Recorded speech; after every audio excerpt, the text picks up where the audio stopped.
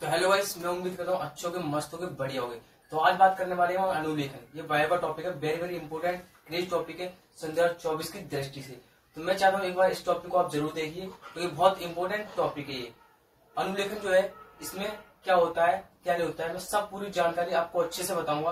तो एक बार इस वीडियो को जरूर देखिए। तो वीडियो करते हैं शुरू, और वीडियो अच्छी लगे तो हमारे चैनल को करना सब्सक्राइब।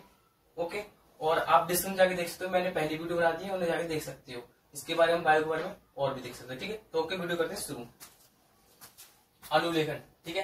पहले तो ये पता होना चाहिए आपको अनुलेखन क्या होता है, इसके अंदर क्या होता है। तो डीएनए द्वारा एमआरएनए को अनुवांशिक सूचनाएं स्थानांतरित करना क्या कहता है, अनुलेखन कहलाता है। तो इसी में लिख रखा है के द्वारा, मतलब कि डीएनए से आरएनए का निर्माण होता है। पहले तो ये पता होना चाहिए। फिर डीएनए द्वारा अनुवांशिक सूचनाएं एमआरएनए को स्थानांतरित कर जाती है, इसे क्या कहते हैं, अनुलेखन कहलाते हैं। ठीक है, अब ये जो प्रक्रिया है 4 स्टेप में पूर्ण होती है, वो मैं इसे समझाऊंगा। अभी 1 मिनट पहले इसे समझ लीजिए। इसकी खोज मतलब कि हॉर्विज एंड विज और स्टीवेन ने 1950 ईस्वी में की थी। ठीक है, किसकी, अनुलेखन की खोज। ठीक है, स्टीवेन 1950 ईस्वी में। ठीक है, अब क्रियाविधि में इसके द्वारा आपको बताऊंगा कैसे लिखोगे। पहली बात, क्रियाविधि जो है 4 स्टेप में इसकी पूर्ण होती है। तो इसकी क्रियाविधि को आप समझ लो एक बार, क्योंकि क्रियाविधि बहुत ही इंपोर्टेंट है। अगर क्रियाविधि आप कर पाओगे तभी आपको नंबर पूरे मिलेंगे। ये 5 नंबर में पूरी आती है, और आनी है प्रैक्टिस सेट में कोई ना कोई में मिल जाएगी आपको। ठीक है, मेरी गारंटी है, कहीं ना कहीं आ ही जाएगी। ठीक है, तो शुरुआत करते हैं इसके अनुलेखन। सबसे पहले एक डीएनए होता है। ठीक है, क्या होता है, डीएनए।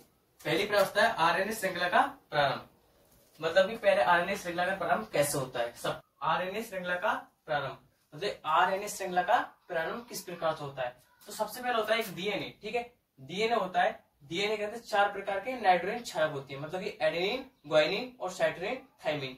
मतलब कि ए के सामने टी होता है और जी के सामने क्या होता है, सी होता है। ठीक है, ये कोई डीएनए है। ठीक है, डीएनए में लघु खांच और दीर्घ खांच होती है। ठीक है, डीएनए की 2 क्या होती है, स्टैंड होती है, टेम्पलेट स्टैंड और कोडिंग स्टैंड। कोडिंग स्टैंड, एक कोडिंग स्टैंड होती है, एक टेम्पलेट स्टैंड। अब इसकी पहचान कौन करता है, इसकी पहचान करता है सिग्मा फैक्टर। ठीक है, सिग्मा फैक्टर को पता चलता है कि टेम्पलेट स्टैंड कौन सी है, कोडिंग स्टैंड कौन सी है। इसकी सहायता से क्या होता है, टेम्पलेट स्टैंड से क्या होता है, आरएनए पॉलीमरेज कोई एंजाइम आके चिपकता है, इसके संपर्क में आता है, जैसे यहाँ पर आया है दूसरे स्टेप में। ठीक है, इसकी सहायता से, मतलब सिग्मा फैक्टर की सहायता से पता चलता है कि डीएनए की कौन सी कोडिंग स्टैंड है या कौन सी टेम्पलेट स्टैंड है। तो टेम्पलेट स्टैंड पर इससे और इस पे क्या आता है, आरएनए पॉलीमरेज एंजाइम चिपकता है। जैसे क्या, यहाँ पर ये दूसरा डीएनए, मतलब ये डीएनए दूसरा डीएनए, एक ही डीएनए होता है, उसे वही चलता रहता है आगे को।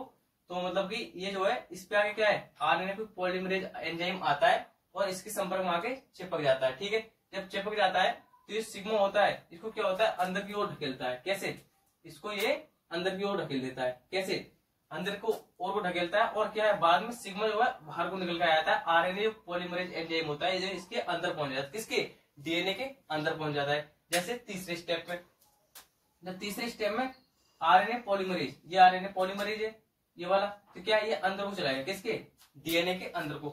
फिर सिग्मा जो है बाहर को निकल जाता है और आरएनए में थोड़ी वृद्धि हो जाती है, मतलब कि तीसरे स्टेप में आरएनए में थोड़ी क्या होती है, वृद्धि हो जाती है, और सिग्मा बाहर को निकल जाता है, और पॉलीमरेज एंजाइम अंदर पहुंच जाता है, कहाँ, डीएनए की। अब ट्रांसक्रिप्शन की क्रिया क्या होती है, चालू रहती है, आगे को बढ़ती रहती है, मतलब कि ट्रांसक्रिप्शन अनुलेखन चालू रहता है, आगे को बढ़ता रहता है। इसी प्रकार से डीएनए डबल हेलिकल होता है, तो इसी प्रकार से आगे को बढ़ता रहता है। अब चौथे स्टेप में क्या होता है, ट्रांसक्रिप्शन की क्रिया, अनुलेखन क्रिया यहाँ से लेके यहाँ पर आ जाती है लास्ट स्टेज पे। ठीक है, जब लास्ट स्टेज पे आती है तब क्या होता है, RNA polymerase enzyme last stage पे होता है, और यहाँ पर क्या होता है, आरएनए संपूर्ण रूप से क्या होता है, बाहर, मतलब कि बाहर निकल जाता है। इससे क्या होता है, बिल्कुल अलग हो जाता है, डीएनए से अलग हो जाता है बिल्कुल, और आरएनए जो पॉलीमरेज होता है वो अलग होता है। इसी प्रकार से डीएनए चलता रहता है, और डीएनए से आरएनए का निर्माण होता रहता है। ठीक है, अब यहाँ पर तीसरे स्टेप में क्या होता है, एक सेकंड में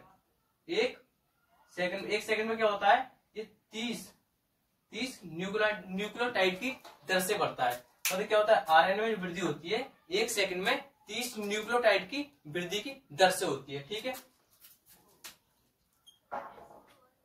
यही क्या है, आपको अनुलेखन क्रिया में लिखना है, या तो अनुलेखन क्रिया गिर के इस प्रकार से ओनली एक साथ लिख दियो, या फिर ये बने ऐसे बन हेडिंग गिर के ये वाली और ये वाली इसके साथ लिख दो, या फिर एक बार में सारा लिख दो, मतलब टोटल ऊपर से लेके नीचे तक एक